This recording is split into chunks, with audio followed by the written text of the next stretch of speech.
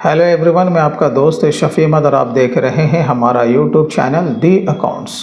दोस्तों, आज का हमारा टॉपिक डेबिट एंड क्रेडिट से है। आज हम लोग डेबिट एंड क्रेडिट के बारे में पूरा डिटेल में जानने वाले हैं, क्योंकि डबल एंट्री सिस्टम में आप जब किसी भी ट्रांजैक्शन का रिकॉर्ड करते हो तो आपको वाउचर एंट्री को पास करना होता है। आप किसी भी सॉफ्टवेयर के ऊपर काम करें तो कौन सा आइटम डेबिट होगा और कौन सा आइटम क्रेडिट होगा और इसके पीछे कौन सा रूल काम करता है। क्योंकि क्या होता है ना कि आज के तारीख में जो भी पार्टिकुलर अकाउंटिंग के जो सॉफ्टवेयर होते हैं उस पर ज़्यादा हमारा फोकस होता है, चाहे वो सीखने वाले हों या फिर सिखाने वाले हों। ज़्यादा फोकस उनका उन्हीं पर हो जाता है कि हमें किस तरीके से इस पार्टिकुलर सॉफ्टवेयर को ऑपरेट करना है। लेकिन अगर आप अकाउंट्स को फाइनलाइज करते हैं तो बिना डेबिट एंड क्रेडिट को समझे आप अकाउंट्स को फाइनलाइज आप नहीं कर सकते। किस एंट्री का एडजस्टमेंट कैसे होगा, जब तक आप डेबिट एंड क्रेडिट के पूरे कॉन्सेप्ट को नहीं समझेंगे आप किसी भी एंट्री को सही तरीके से नहीं कर पाएंगे। और सबसे बड़ी बात, अगर इंटरव्यू में अगर आपसे कोई DR एंड CR से कोई क्वेश्चन पूछ लेता है कि बताओ कि इस ट्रांजैक्शन का कौन सा एंट्री होगा और वह किस रूल के मुताबिक है, तो फिर हम रिप्लाई नहीं कर पाएंगे। तो आज का जो टॉपिक है वो इसी से संबंधित है। तो आप लोगों से निवेदन होगा कि पूरी जानकारी के लिए आप हमारे साथ एंड तक आप ज़रूर बने रहें। और अगर आप हमारे चैनल पे पहली बार आएँ तो प्लीज़ आप हमारे चैनल को सब्सक्राइब ज़रूर कर लें, क्योंकि मैं हमेशा इस तरह का वीडियोज़ लेकर के आता रहता हूँ। तो चलिए दोस्तों, आज का वीडियो हम लोग शुरू करते हैं। तो दोस्तों, आपके स्क्रीन पे क्वेश्चन है, what is debit and credit. सबसे पहली बात तो है कि डेबिट एंड क्रेडिट का कोई माने मतलब नहीं होता है, राइट। अगर हिंदी में अगर हम इसे डिफाइन करें, डेबिट का माने होता है नाम, यानी कि अगर आप किसी को पैसा देते हैं तो कहते हैं ना भाई उसे डेबिट कर दो, तो उसका नाम वहाँ पे लिखा जाता है, राइट। और क्रेडिट का माने होता है जमा। बट इसके पीछे एक छोटा सा स्टोरी है कि ये जो डेबिट वर्ड है ये कहाँ से लिया गया, राइट, और ये क्रेडिट वर्ड कहाँ से लिया गया है। इतना डिटेल में हमें इसमें जाने की ज़रूरत नहीं है, ठीक है। डेबिट एंड क्रेडिट आप इतना समझ जाइए कि दो साइड होता है अकाउंट्स का, राइट है। एक का आपका डेबिट कॉलम हो गया और एक आपका क्रेडिट कॉलम हो गया। आप जब किसी भी व्यापार में जब आप काम करते हैं तो आप क्या करते हैं, वहाँ पे भाई लेन देन करते हैं, है ना। तो लेन देन जो होता है वो किस तरह का लेन देन हो सकता है। आप कहोगे अरे भाई परचेज है, सेल है, पेमेंट है, रिसिप्ट है, बैंक में हम लोग पैसे को जमा करते निकालते हैं, एक्सेट्रा एक्सेट्रा। तो इस तरीके से बिजनेस में क्या होता है भाई, लेन देन होता है, जिसे हम लोग ट्रांजैक्शंस कहते हैं, राइट। तो उसे हमें क्या करना होता है, रिकॉर्ड करना होता है। तो according to double entry system आपको क्या करना है कि हर एक ट्रांजैक्शन का रिकॉर्ड आपको दोनों साइड में करना है, DR में भी करना है और CR में भी करना है। मीन्स कि अगर DR के कॉलम में 100 रुपये दिखाते हैं तो CR कॉलम में भी आपको 100 रुपये ही दिखाना होगा, राइट। दोनों का बैलेंस आपका बराबर होना चाहिए। तो इस तरीके से हम लोग क्या करते हैं ना, किसी भी ट्रांजैक्शन का रिकॉर्ड हम लोग दोनों साइड में करते हैं। तो आपको ये समझ में आ गया होगा, हाँ भाई मोटी बात कि डेबिट एंड क्रेडिट आपका दो साइड होता है, ठीक है। अब डेबिट एंड क्रेडिट में वो जो ट्रांजैक्शन का जो रिकॉर्ड होता है ना, वो किसी न किसी सिद्धांत के मुताबिक होता है, ठीक है। अब वो क्या है, अब देखिए इसके लिए दो चीज़ें हैं। पहला आपको क्या है ना, आपको समझना है कि हाँ भाई मॉडर्न अप्रोच क्या है, ठीक है। अगर आप इसे समझ जाते हैं तो ऑब्वियसली है कि आप किसी भी तरह के वाउचर एंट्री को पास कर लेंगे और कभी भी आपका एंट्री गलत नहीं होगा, ठीक है। इसके अलावा आपको क्या जानना है, हाँ भाई ट्रेडिंग अप्रोच के बारे में भी जानना है, ठीक है। ये दोनों अलग अलग फार्मूला है, लेकिन अगर आप किसी एक को भी समझ जाते हैं तो आपका एंट्री सही होने वाला है। और अगर कोई दोनों चीज़ को अगर समझ जाए तो फिर उसकी बल्ले बल्ले है ना। कहीं से भी कोई इंटरव्यू पूछ ले, कोई टेंशन नहीं, किसी भी टाइप का आपका एडजस्टमेंट एंट्री आ जाए अकाउंट्स को फाइनलाइज करने के लिए तो आप कर लेंगे, गलती नहीं होगी। बस शर्त है कि आपको इस दोनों फॉर्मूले को अच्छी तरीके से समझना है, ठीक है। तो इसे समझने के लिए सबसे पहले हम लोग चलते हैं मॉडर्न अप्रोच के पास कि भाई ये क्या बोलता है। एक बार याद रखिएगा, इसे हम लोग अमेरिकन सिस्टम भी कहते हैं, ठीक है। अब ये क्या बोलता है कि हाँ जी, ये बोलता है कि भाई देखो इसके लिए आपको चार चीज़ को समझना बहुत इंपॉर्टेंट है। बस चार चीज़ को आप समझ जाओ, उसके बाद इसका जो फार्मूला होगा वो मैं आपको बताऊंगा। देखिए सबसे पहला ये क्या बोलता है भाई, एक्सपेंस के बारे में समझो। और एक्सपेंस का माने क्या होता है, खर्चा। किसी भी कंपनी में आप देखो उसका कुछ ना कुछ एक्सपेंस होगा ही, बिना एक्सपेंस के वो कंपनी वर्क कर ही नहीं सकती है। फॉर एग्जांपल इलेक्ट्रिसिटी का हम लोग बिल देते हैं, हाँ जी, तो ये एक्सपेंस हो गया। अगर किसी स्टाफ को रखा है तो हम उसे सैलरी देंगे, राइट। और अगर कोई मैन्युफैक्चरिंग कंपनी है तो वो मजदूर को मजदूरी देगी माल के प्रोडक्शन के लिए, ठीक है ना। तो इसी तरीके से आप देखें कि कंपनी में हर तरह के एक्सपेंस होते हैं, तो आपको ये पहचानना होता है, हाँ भाई ये कंपनी का एक्सपेंस है, राइट। चलो उसके बाद ये दूसरा क्या बोलता है भाई, इनकम को भी पहचानो। अब इनकम किसे बोलते हैं? अरे भाई अगर कंपनी में सिर्फ एक्सपेंस ही हो तो कंपनी आज न कल तो बंद हो जाएगी ना। तो इसका ये माने हुआ कि कंपनी को अगर चलना है, उसे दौड़ना है मार्केट में, तो उसका रेवेन्यू जनरेट करने का सोर्स भी होना चाहिए, यानी कि इनकम का सोर्स होना चाहिए। हाँ भाई, तो जो भी कंपनी का कमाने का जो मेन ज़रिया है, या तो वो माल को सेल करेगा, या जैसे हम जैसे लोग हैं, हम लोग सर्विस को प्रोवाइड करते हैं, ट्यूशन पढ़ाते हैं ऑनलाइन प्लस ऑफलाइन, उससे हमारी इनकम होती है। तो इस तरीके से आपको इनकम को पहचानना होगा। तो हर तरह की कंपनी होती है, सबका कमाने का नेचर अलग अलग होता है, लेकिन है तो उसके लिए इनकम ना। हाँ जी, इनकम भी समझ गए। उसके बाद ये तीसरा क्या बोलता है कि भाई एसेट्स को समझो, यानी कि संपत्ति। अब जो एसेट जो होता है वो करंट भी होता है, फिक्स्ड भी होता है, ये बात की बात है। आप ये समझिए कि संपत्ति कहते किसे हैं? अगर उसके पास कंप्यूटर है, लैपटॉप है, साइकिल है, टू व्हीलर है, फोर व्हीलर है, अगर उसने कंपनी में उसे दिखाया है, राइट, तो वो उसके लिए संपत्ति हो जाएगा। कैश है, बैंक बैलेंस है, ये भी उसके लिए संपत्ति हो जाएगा, है ना। आपका फर्नीचर है, अगर उसका खुद का लैंड बिल्डिंग है तो वो भी उसका संपत्ति हो जाएगा। तो इस तरीके से आपको क्या करना है ना, संपत्ति को भी पहचानना होता है। आप समझ गए? हाँ जी, संपत्ति को भी हम लोग समझ गए। जितनी छोटी कंपनी होगी उतना कम संपत्ति होगा। आप समझ जाएंगे धीरू भाई अंबानी जी हैं, जितने भी जो उनके कंपनी से टाटा बिरला हैं, तो उनके पास कितने टाइप का और कितने बड़े वैल्यू में उनके पास एसेट्स हो सकता है, राइट। हमें से पहचानना, हाँ जी, संपत्ति है। चलो उसके बाद ये फोर्थ एंड लास्ट कहता है कि भैया आप लायबिलिटी को समझो। ये कौन बता रहा है? मॉडर्न अप्रोच, ठीक है। और ऐसे भी अकाउंट्स में ये चार चीज़ ही आपका घुमा फिरा के काम करता है। इसी चार चीज़ के ऊपर हम सारे लोग काम करते ही रहते हैं। तो ये लायबिलिटी का माने क्या हो गया? इसे हिंदी में कहते हैं दायित्व कहते हैं, यानी कि कर्जे का चढ़ जाना। अब कंपनी के ऊपर कर्जा कैसे चढ़ेगा भाई? सिंपल सा लॉजिक है ना। आप किसी से उधार में माल खरीद लोगे, तो हमने जिससे उधार में माल खरीदा है, आप कहोगे उससे बोल चल के भाषा में क्या बोलते हैं? महाजन। उसे पैसा दोगे कि नहीं? हाँ जी देंगे। तो ये मेरे लिए क्या हो गया? लायबिलिटी हो गया।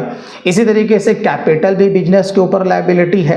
इसी तरीके से हमने किसी कंपनी से लोन ले लिया, जो भी आपका लोन देने वाली कंपनी है, चाहे वो सिक्योर्ड हो या फिर अनसिक्योर्ड हो, कोई एक्सपेंस है, हमने कर तो लिया लेकिन सामने वाले को अभी तक पेमेंट नहीं किया, तो ये इस तरीके से आपको लायबिलिटी को भी पहचानना होता है।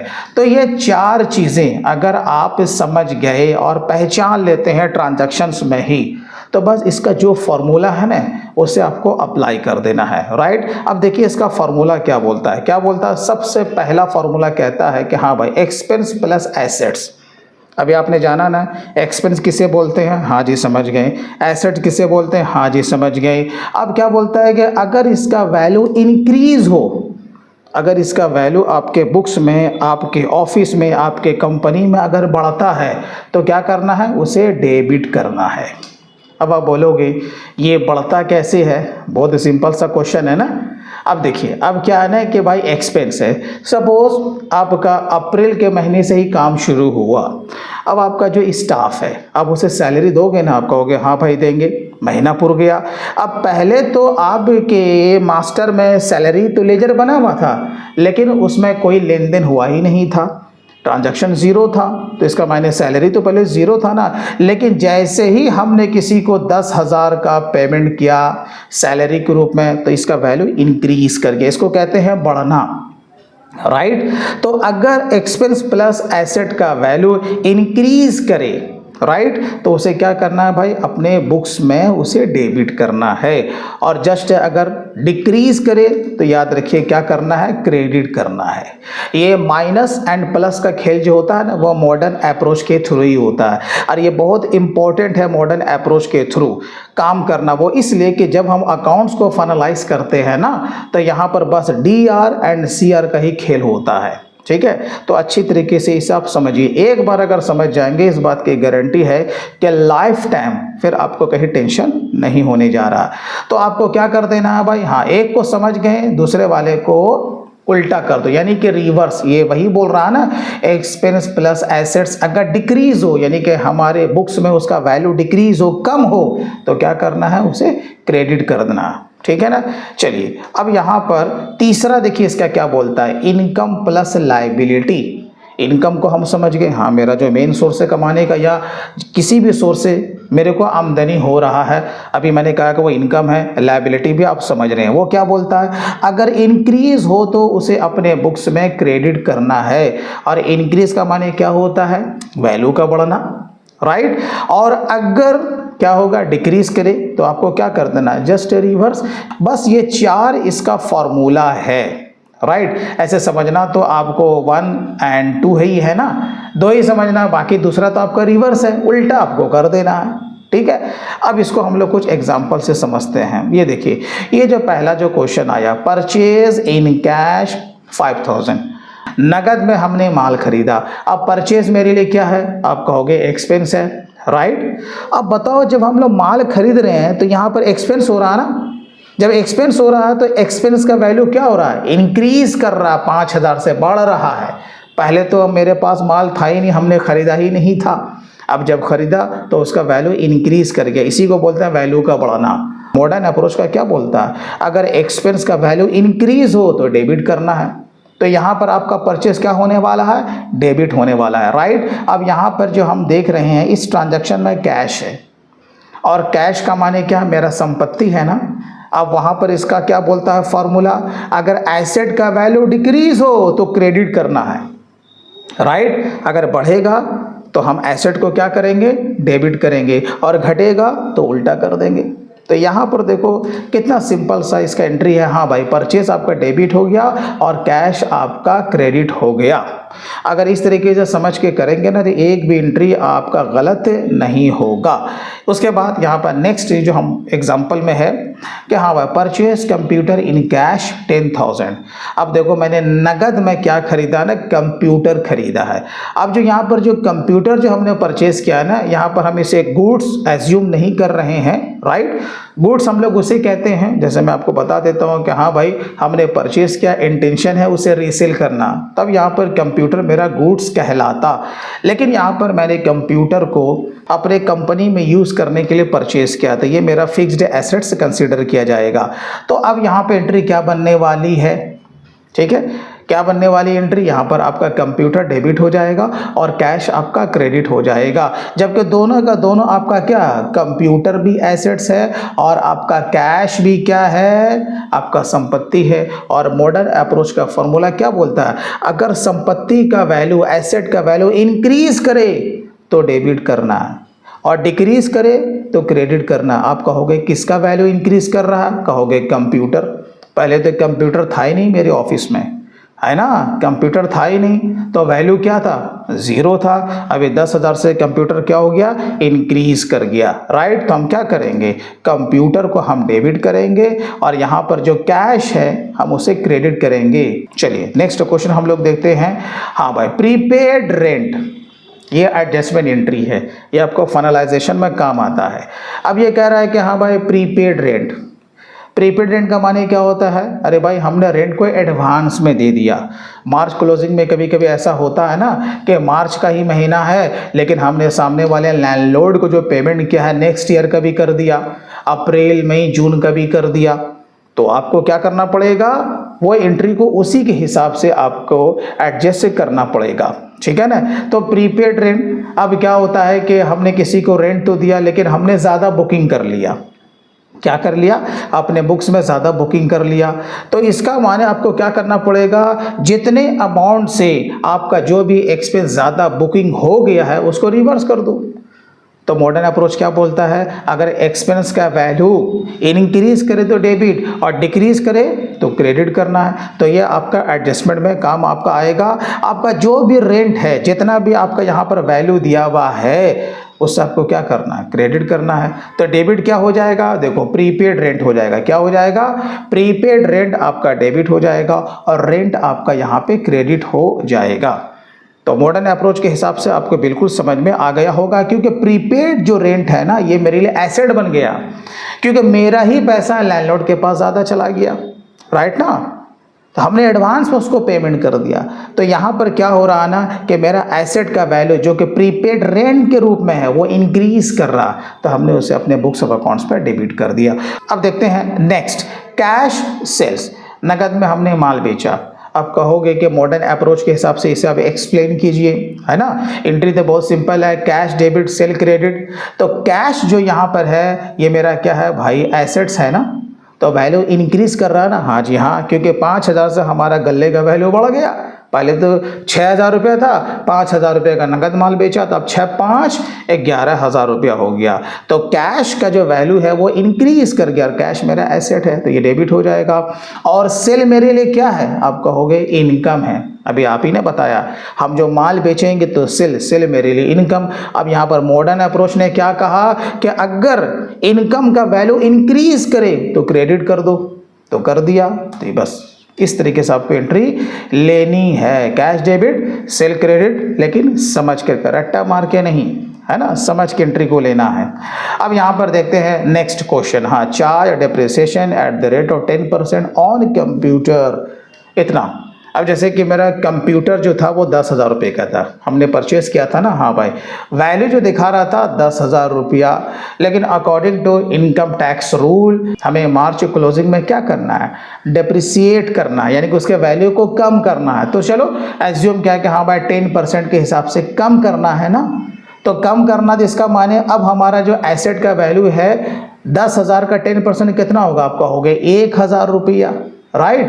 तो हमारे बुक में जो फाइनल जो कि कंप्यूटर का वैल्यू होने वाला है, कितना होने वाला है, तो 9,000 रुपया। अब आपको क्या करना है, एंट्री को दिखाना है। तो क्या एंट्री करेंगे, आप कहोगे अरे सर सिंपल तो है, डिप्रिसिएशन आपका डेबिट हो जाएगा और कंप्यूटर आपका क्रेडिट हो जाएगा। ये एंट्री होने वाला है ना, बहुत ही सिंपल है। वो क्यों ऐसा हुआ, क्योंकि डिप्रिसिएशन जो है मेरे लिए नॉन कैश एक्सपेंसेस है, लॉस है ना। इसको मान लो कि भाई एक्सपेंस है, जबकि ये नॉन कैश एक्सपेंसेस है। तो क्या बोलता है, एक्सपेंस का वैल्यू इंक्रीज हो तो डेबिट, तो हमने मॉडर्न अप्रोच के हिसाब से इसे डेबिट साइड में डाल दिया।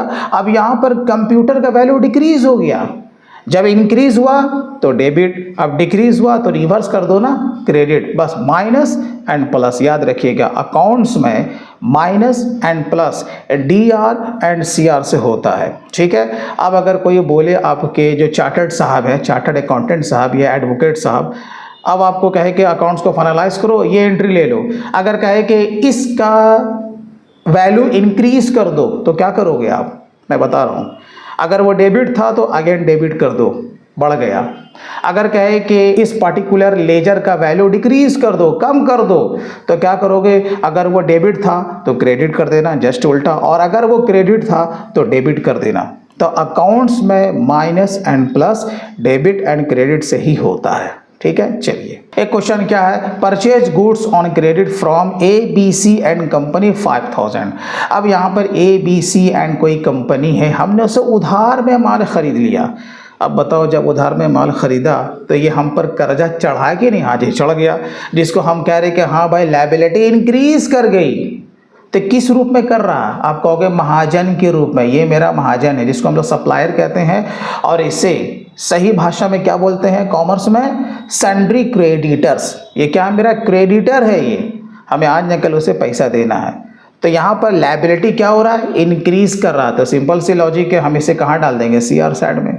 तो डेबिट साइड में क्या होगा, परचेज होगा एक्सपेंस, अगर वैल्यू इंक्रीज हो तो डेबिट हो जाएगा। तो यहाँ पर देखो परचेज आपका डेबिट हो गया, और यहाँ पे ABC एंड कंपनी आपका क्रेडिट हो गया, ठीक है। चलिए नेक्स्ट क्वेश्चन बोलता है लोन टेकन फ्रॉम SBI। अब देखो यहाँ पर मैंने एग्जांपल क्या लिया, लायबिलिटी जो इंक्रीज कर रही है, ये उसी से रिलेटेड आपका एग्जांपल है। यहाँ पर भी क्या हो रहा है ना, हम SBI से हम लोग क्या ले रहे हैं, लोन ले रहे हैं। तो जब लोन ले रहे तो क्या करेंगे, देश छोड़ के भाग जाएंगे क्या, तो नहीं, अरे भाई आज निकल तो पैसा वापस करना है ना, तो यहाँ पर लायबिलिटी बढ़ गई, कंपनी के ऊपर कर्जा चढ़ गया। तो यहाँ पर इसका फॉर्मूला क्या बोलता है, अगर लायबिलिटी इंक्रीज करे तो क्रेडिट और डिक्रीज करे तो डेबिट, राइट। तो यहाँ पर जिससे हम लोग लोन ले रहे हैं, एसबीआई कंपनी है ना, यहाँ पर उधार में माल खरीदा तो यहाँ पर देखो उसको हमने क्रेडिट किया ना। अब यहाँ पर देने वाला कौन है, एसबीआई है, तो ये भी क्या हो जाएगा, क्रेडिट हो जाएगा। तो डेबिट क्या हो जाएगा, जिस बैंक में पैसा जाएगा भाई, जिस अकाउंट में पैसा हमारा जाएगा, तो पैसा जो जाएगा वो तो मेरा नॉर्मल अकाउंट हो सकता है, राइट ना, वो मेरा एसेट बन गया। जब एसेट का वैल्यू इंक्रीज होगा तो हम क्या करेंगे, उसे डेबिट करेंगे। ऑफ कोर्स एंट्री यही बनेगा, बैंक आपका डेबिट हो जाएगा और बैंक लोन जो है वो आपका क्रेडिट हो जाएगा। दोस्तों इसी तरीके से अगर और भी डिटेल में मुझसे अगर आप tally, GST, TDS, TCS, income tax, payroll, accounts का फाइनलाइजेशन और हर तरह का रिटर्न का काम अगर सीखना चाहते हैं तो आप हमारे ऑनलाइन कोर्स को भी आप ज्वाइन कर सकते हैं। स्क्रीन पर दिए हुए नंबर पर भी कॉल कर सकते हैं या फिर हमारे ऑफिशियल वेबसाइट theaccounts.in को भी आप विजिट कर सकते हैं। चलिए, ये बात हो रही थी मॉडर्न अप्रोच की। अब हम लोग बात करते हैं ट्रेडिंग अप्रोच की, ठीक है। उसमें भी डीआरसीआर तो करना ही करना है ना, लेकिन उसका फॉर्मूला कुछ अलग तरीके का है। ये क्या बोलता है कि देखो भाई, अगर आपको ट्रेडिंग अप्रोच के हिसाब से करना है तो गोल्डन रूल को आपको समझना होगा, ठीक है। अगर गोल्डन रूल को अगर आपको समझना है तो इसके लिए टाइप्स ऑफ अकाउंट को समझना जरूरी है। 3 तरह का अकाउंट है ना, पर्सनल, रियल और नॉमिनल, ठीक है। तो इसको आपको समझना बहुत इंपॉर्टेंट है। अब यहाँ पर देखिए ये आपका क्या बोलता है, हाँ भाई, सबसे पहले बोलता है कि भैया आप खातों के प्रकार को समझिए कि आपका खाता कितने तरह का होता है, how many types of account. तो यहाँ पर पहले जो इस तरीके से ऑथर ने हमें सिखाया है तो मैं भी आपको बता रहा हूँ ऐसे, लेकिन 3 तरह का ही अकाउंट होता है। पहला आपका हो गया, हाँ भाई, पर्सनल अकाउंट है, राइट। इसका जो दूसरा पार्ट होगा आपका इम्पर्सनल अकाउंट होगा, ठीक है। और पर्सनल अकाउंट किसे बोलते हैं, अरे भाई जिससे हमारा लेन देन होता है। लेन देन आपका किससे होता है, आप कहोगे किसी पर्सन से होगा या किसी न किसी कंपनी से होगा। भूत प्रेत से तो होता नहीं है, वो तो सपने में आता है, राइट ना। तो बिजनेस में जो लेन देन जो होता है वो हमारा किसी पर्सन से होगा या किसी न किसी कंपनी से होगा, वही मेरा पर्सनल अकाउंट कहलाता है, ठीक है। अच्छा जी, उसके अलावा जो होगा वो सारा का सारा क्या होगा, इम्पर्सनल अकाउंट होगा, राइट। अब यहाँ पे ऑथर ने हमें बताया कि देखो भैया ऐसा है कि पर्सनल अकाउंट भी 3 तरह का होता है। ये आपके लिए ज्ञान में थोड़ा सा इजाफा करेगा, इतना डिटेल में आप ना भी पढ़ेंगे तो भी आपका काम चल जाएगा। पहला क्या होता है, हाँ भाई, नेचुरल पर्सनल अकाउंट होता है। ये क्या होता है, नेचुरल का माने आप समझते हो ना, बाय नेचर, जैसे हम और आप, ठीक है। हम लोग क्या बाय नेचर, हम लोग रोबोट तो नहीं है ना, हम लोग रोबोट नहीं है, तो बाय नेचर है। तो हमारा और आपका जो अकाउंट होगा ना, ये कहलाएगा नेचुरल पर्सनल अकाउंट, ठीक है। उसके बाद दूसरा है क्या है भाई, आर्टिफिशियल पर्सनल अकाउंट, जो कि हमारा जो लेन देन होता है किसके साथ होता है, कंपनी के साथ भी होता है ना। तो कंपनी क्या है, वो पर्सन है तो नहीं, उसमें जान होता है क्या, तो नहीं, राइट। तो ये आर्टिफिशियल पर्सनल अकाउंट कहलाएगा। यानी कि जितने भी टाइप का कंपनी होगा वो आपका आर्टिफिशियल पर्सनल अकाउंट होगा, जबकि हम उसे पर्सनल अकाउंट कह सकते हैं, कोई इशू नहीं है। तीसरा आपका क्या होता है इसी में, रिप्रेजेंटेटिव पर्सनल अकाउंट। ये आपका पर्सनल अकाउंट का तीसरा पार्ट है, रिप्रेजेंटेटिव पर्सनल अकाउंट। ऐसा अकाउंट जो किसी पर्सन को रिप्रेजेंट करता हो, राइट। तो आपका क्या कहलाएगा, रिप्रेजेंटेटिव पर्सनल अकाउंट। जैसे कि इसमें एक एग्जांपल आता है आपका कैपिटल अकाउंट। कैपिटल क्या है, अरे भाई पूंजी है। लेकिन कैपिटल बिजनेस के ऊपर लायबिलिटी इतना तो जाना था, लेकिन कैपिटल पर्सनल अकाउंट कैसे, क्योंकि कैपिटल कौन लगाता है, आप कहोगे जो भी कंपनी का प्रोप्राइटर है, जो कि फाउंडर है, डायरेक्टर है, पार्टनर्स है, वो पूंजी को लगाता है, राइट। जब वो लगाता है तो क्या वो अपना नाम बुक्स में लिखता है, आप कहोगे नहीं, ये तो हम इतना ज़रूर जानते हैं कि अपने बुक पे अपना नाम नहीं लिखा जाता है। तो वो क्या लिखता है, शफीस कैपिटल। कैपिटल को लिखना ज़रूरी है। अब नाम के साथ जुड़ा हुआ है तो वो बात अलग है, लेकिन कैपिटल क्या करता है ना, अपने प्रोप्राइटर को, जो फाउंडर वो उसे रिप्रेजेंट करता है। तो कैपिटल बिजनेस के ऊपर क्या है, लायबिलिटी। तो कैपिटल क्या है, पर्सनल अकाउंट है। इसी तरीके से आपका कोई एक्सपेंस है वो पेबल हो गया, राइट। जैसे कि आपने कोई सर्विस ले लिया, आपका स्टाफ ही है, सैलरी आपने नहीं दिया ना, अब आपकी एंट्री लेनी है तो सैलरी पेबल, तो सैलरी पेबल कौन सा अकाउंट हो जाएगा, याद रखिएगा पर्सनल अकाउंट ही आपका कहलाएगा, क्योंकि आपने सैलरी अभी तक दिया नहीं ना। अगर सैलरी दे देते तो एक्सपेंस हो जाता, अभी सैलरी अभी तक ड्यू है तो ये आपका पेबल है, राइट। और वो क्या कर रहा है, सैलरी ये बता रहा है कि इस पर्सन का सैलरी बाकी है। तो इस तरह का अकाउंट जो होगा वो आपका पर्सनल अकाउंट ही होगा, लेकिन इसे तीसरे पार्ट में रखा गया है, ठीक है। अब उसके बाद हम लोग चलते हैं इम्पर्सनल अकाउंट में। इम्पर्सनल अकाउंट आपका दो तरह का होता है। तो पहला क्या होता है भाई, हाँ भाई रियल अकाउंट, आ गए ना अपने मुद्दे पे, तीन तरह का अकाउंट है। अभी ये पर्सनल हो गया, राइट, और दूसरा रियल हो गया। तो रियल अकाउंट किसे कहते हैं, अरे भाई जो भी कंपनी का एसेट है, चाहे वो आपका दिखे या ना दिखे, संपत्ति है, हाँ भाई है, चाहे वो करंट नेचर का हो या फिर आपका वो फिक्स्ड नेचर का हो, है तो संपत्ति ना, तो समझ जाओ कि वो मेरा रियल अकाउंट है। हाँ जी, समझ गए, ठीक। अब तीसरा आपका क्या होता है भाई, नॉमिनल अकाउंट होता है। और जो नॉमिनल अकाउंट जो कहते हैं वो किसे कहते हैं, जो भी कंपनी में एक्सपेंस हुआ, जो भी कंपनी में लॉस हुआ, जो भी कंपनी में इनकम हुआ, या जो भी कंपनी में बढ़ोतरी हुआ, उसे हम लोग क्या बोलते हैं, नॉमिनल अकाउंट कहते हैं। तो इस तरीके से आपको क्या करना होता है, ट्रांजैक्शन के हिसाब से आपको अकाउंट को पहचानना होता है। जब और आगे जाएंगे तो रियल अकाउंट आपका दो तरह का होगा, एक होगा टैंजिबल और दूसरा आपका क्या होगा, इनटैंजिबल, यानी कि जो आपका दिखता है संपत्ति। अब देखो अपने ऑफिस में जो आपका संपत्ति दिख रहा है वो टैंजिबल है, जो नहीं दिख रहा वो इनटैंजिबल है, लेकिन है वो आपका संपत्ति। तो सर कौन सा, अरे भाई जैसे आपका गुडविल है, राइट, आपका कॉपीराइट्स है, बाकी और जो है आप कमेंट में ज़रूर लिखिएगा और कौन कौन सा आपका टैंजिबल रियल अकाउंट होता है, ठीक है ना। तो अगर आप इस तरीके से टाइप्स ऑफ अकाउंट को समझ जाते हैं तो बस इसका जो गोल्डन रूल है वो आपको समझना है और एंट्री को पास कर देना है। तो बेसिकली आपका तीन तरह का ही अकाउंट हुआ ना, आपका एक पहला हो गया पर्सनल, दूसरा हो गया रियल और तीसरा आपका हो गया नॉमिनल। काम खत्म। चलिए अब यहाँ पर हम लोग देखते हैं गोल्डन रूल, कहीं कहीं पर इसे डायमंड रूल के हिसाब से भी जाना जाता है। देखिए तीन तरह का ही आपका अकाउंट था तो तीन तरह का रूल भी है। तो पहला आपका देखिए यहाँ पर आएगा पर्सनल अकाउंट। पर्सनल अकाउंट को हम लोग पहचान चुके ना, हाँ। अब इसका रूल क्या बोलता है, debit the receiver and credit the giver. क्या बोलता है, डेबिट द रिसीवर, जो लेने वाला है उसको अपने बुक्स में डेबिट करो और जो देने वाला है उसको अपने बुक्स में क्रेडिट करो। बहुत सिंपल सा लॉजिक है। इसको हम लोग एग्जांपल से हम लोग समझते हैं। क्या बोलता है, cash amount received from Mohan, कितना भैया, 2000 रुपया। अब यहाँ पर मोहन नाम का कोई पर्सन है, उससे मेरे को 2000 रुपये की प्राप्ति हुई। अब बताओ इसमें रिसीवर कौन है, तो मैं हुआ ना, ठीक। गिवर कौन है, हाँ भाई मोहन है। तो यहाँ पर तो फॉर्मूला साफ कह रहा है ना, क्रेडिट द गिवर।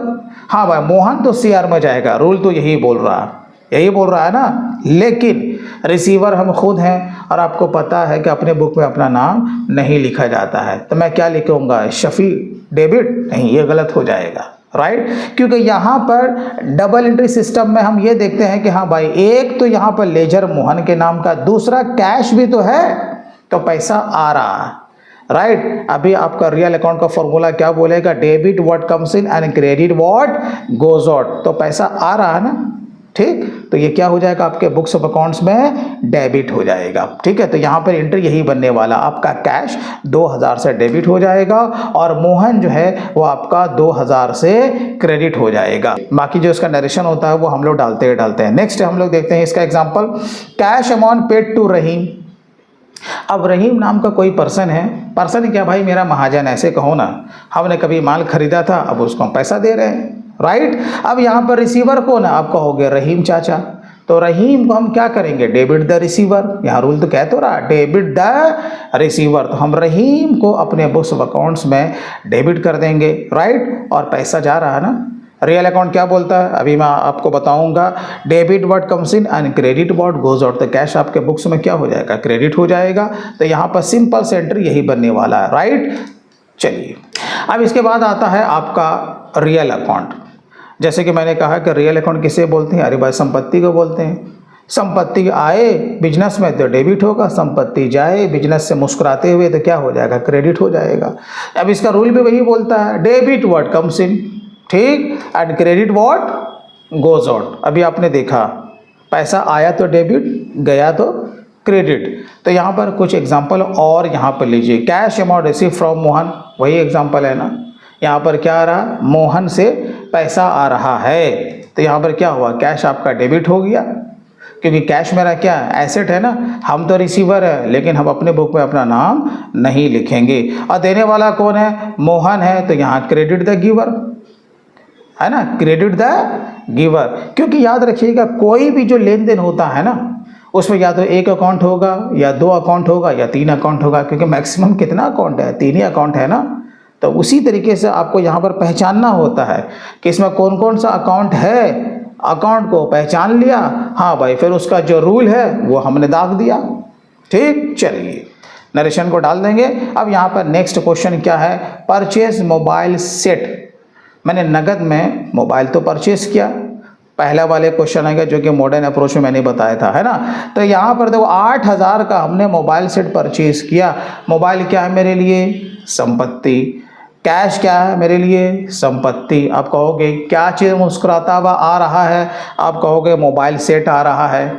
मोबाइल मेरे लिए क्या, संपत्ति है ना भाई, ये मुस्कुराता हुआ आ रहा है। और कैश हमें मुंह दिखा दिखा के जा रहा है, तो debit what comes in, formula यही बोलता है ना, debit what comes in and credit what goes out. तो जो आ रहा तो कौन आ रहा भैया, मोबाइल सेट आ रहा, तो ये डेबिट हो गया। और कैश हमें पलट पलट के देख रहा है लेकिन ऑफ कोर्स जा ही रहा है, तो ये क्या हो जाएगा, क्रेडिट व्हाट गोज आउट, ठीक है ना। तो ये रियल अकाउंट का फॉर्मूला है। आपको इसी तरीके से अगर ऐसा आए तो आपको एंट्री लेना है। चलिए उसके बाद आपका जो तीसरा नंबर आता है नॉमिनल अकाउंट का। और आपको पता है कि नॉमिनल अकाउंट किसे कहते हैं, आप कहोगे अभी तो बताया था, जो भी एक्सपेंस होगा नॉमिनल अकाउंट, जो भी इनकम होगा नॉमिनल अकाउंट, राइट। अब इसका फॉर्मूला क्या बोलता है, बहुत सिंपल सा formula, debit all expenses and losses. जितने भी तरह का आपका खर्चा है जो कि कंपनी में हो रहा है या आपके कंपनी को लॉस हो गया, आंख बंद करके उसको डेबिट कर दो, क्लियर है। Credit all incomes and gains, जितने भी तरह का अगर आपको इनकम हो, आप की कंपनी में कोई चीज़ का बढ़ोतरी हो जाए, फ़ायदा हो जाए, तो आपको क्या करना है, आंख बंद करके उसे क्रेडिट कर देना है, बस। चलिए अब यहाँ इसका कुछ एग्जांपल लीजिए। Salary paid to Ramesh for August, इतने का है, बाय चेक नंबर इतना से इतना, और हम जो पेमेंट किया है उसको 15,000 का, ठीक है। ये मेरा कोई स्टाफ है, ठीक है, हमें चेक के थ्रू हमने पेमेंट किया। अब यहाँ पर देखो सैलरी दे रहे हैं ना भाई, तो सैलरी मेरे लिए क्या है, आप कहोगे एक्सपेंस है। रूल क्या बोलता है, debit all expenses and losses. खर्चा खर्चा होता है लेकिन हर खर्चों का स्वरूप, उसका नेचर, उसका शक्ल सूरत अलग अलग होगा। कोई सैलरी के रूप में होगा, कोई वेजेस के रूप में होगा, कोई टेलीफोन बिल के रूप में होगा, कोई इलेक्ट्रिसिटी चार्जेस के रूप में होगा। बहुत सारे खर्चे होते हैं भाई कंपनी में, है ना, है तो खर्चा ही ना। तो नॉमिनल अकाउंट रूल क्या बोलता है, debit all expenses and losses, तो डेबिट कर दो, इसका माने सैलरी मेरे बुक्स में डेबिट हो जाएगा, राइट। अच्छा, अब यहाँ पे जो पेमेंट हो रहा वो नगद में तो नहीं हो रहा ना, अगर कैश के थ्रू जाता तो credit what goes out, real account का फॉर्मूला है ना। लेकिन यहाँ पर हम चेक से पेमेंट कर रहे हैं, ठीक है। तो चेक से पेमेंट कर रहे हैं तो क्या होगा, बोले अरे सर जानते हैं बैंक होगा, तो बैंक कौन सा अकाउंट, अगर देखा जाए क्रेडिट द गिवर, पैसा कौन दे रहा, मेरे बिहाफ में। हमने चेक को ऑर्डर किया, ऑर्डर नंबर, चेक का नंबर इतना था, भाई इस बंदे को पैसा दे दो, तो बैंक ने दिया ना, तो क्रेडिट द गिवर, ठीक है ना। तो यहाँ पर आपको क्या करना होगा, सैलरी आपको डेबिट समझ करके और आपका बैंक क्या हो जाएगा, क्रेडिट हो जाएगा। बाकी जो भी नरेशन होगा वो तो आपको देना ही देना है। नेक्स्ट क्वेश्चन क्या बोलता है, paid telephone bill in cash for the month of अगस्त, कितना है, 1,000 रुपया। बात खर्चे की है तो हम लोग चर्चा किसका करेंगे, खर्चे का ही करेंगे ना। तो यहाँ पर टेलीफोन, अब यहाँ पर खर्चे का नेचर बदल गया तो टेलीफोन चार्जेस हो गया। हम लोग मोबाइल का भी रिचार्ज करते हैं, राइट? तो वो सारा का सारा कहाँ जाएगा? टेलीफोन चार्जेस में ही जाएगा। तो यहाँ पर आपका क्या होने वाला है? नॉमिनल अकाउंट सीधा बोलता है debit all expenses and losses, तो आपका टेलीफोन चार्जेस जो है वो आपका डेबिट हो जाएगा। और ऑफ कोर्स हम जो पेमेंट कर रहे हैं ना, वो यहाँ पर हम लोग नगद में कर रहे हैं, तो टू कैश हो जाएगा, क्योंकि इसका फॉर्मूला क्या बोलता है? Credit what goes out. अब अगर मॉडर्न अप्रोच के हिसाब से अगर आप यहाँ पर आप देखें तो टेलीफोन चार्जेस क्या है? आप कहोगे एक्सपेंस क्या बोलता है? एक्सपेंस का वैल्यू इंक्रीज हो तो डेबिट कर दिया ना, झगड़े का कोई मामला ही नहीं है। उसके बाद कैश क्या है? मेरा संपत्ति है। और मॉडर्न अप्रोच का फॉर्मूला क्या बोलता था कि अगर एसेट का वैल्यू डिक्रीज हो तो क्रेडिट करना, तो मैंने क्या किया? कैश को क्रेडिट कर दिया। नेक्स्ट क्वेश्चन बोलता है बैंक इंटरेस्ट रिसीव्ड कितना भाई? 132। कह रहा है कि हाँ भाई बैंक इंटरेस्ट तो मिला। अब ये बताओ कि मुझे फ़ायदा हुआ कि नहीं? आप कहोगे ऑफ कोर्स बैंक से आपको ब्याज मिला, 132 रुपये का तो फ़ायदा हो गया ना। हाँ जी, इनकम हुआ। जब इनकम हुआ तो नॉमिनल अकाउंट हुआ। रूल क्या बोलता है? Credit all incomes and gains. अब उनसे क्या करेंगे? अपने बुक्स में सीआर में डालेंगे। बैंक इंटरेस्ट चला जाएगा सीआर में, तो डीआर में क्या जाएगा? कैश तो नहीं आया ना, बैंक में पैसा गया, मेरा बैंक का वैल्यू इंक्रीज कर गया। अगर मॉडर्न अप्रोच के हिसाब से रहता तो यहाँ पर एसेट का वैल्यू इंक्रीज हो तो डेबिट, तो बैंक मेरा क्या? संपत्ति है ना, बैंक बैलेंस, तो हम इसे डेबिट करते हैं। लेकिन अभी हम पढ़ रहे हैं ट्रेडिंग अप्रोच के हिसाब से, तो बैंक मेरा यहाँ पे क्या है? पर्सनल अकाउंट है, तो डेबिट द रिसीवर। पैसा मेरे ही बिहाफ पे कौन रिसीव करता है? बैंक रिसीव करता है, राइट? तो यहाँ पे क्या हो जाएगा? बैंक आपका डेबिट हो जाएगा उतने ही फिगर से, और बैंक इंटरेस्ट उतने ही फिगर से क्रेडिट हो जाएगा। तो इस तरीके से आप trading approach and modern approach के हिसाब से आप अपने एंट्री को पास कर सकते हैं। दोस्तों वीडियो कैसा लगा आप कमेंट बॉक्स में ज़रूर लिखें। तो इसके बाद नेक्स्ट वीडियो में मैं काफ़ी सारे वॉचर एंट्री से संबंधित मैं वीडियोज़ में लेकर के आऊँगा। अगर कुछ आपके एंड से भी कुछ क्वेश्चन है तो आप कमेंट में आप ज़रूर लिखें। दोस्तों वीडियो अच्छा लगा तो कम से कम आप इसे लाइक ज़रूर करके जाइएगा। तो चलिए दोस्तों फिर मिलते हैं किसी दिन किसी और नए टॉपिक के साथ। तब तक के लिए take care and bye bye.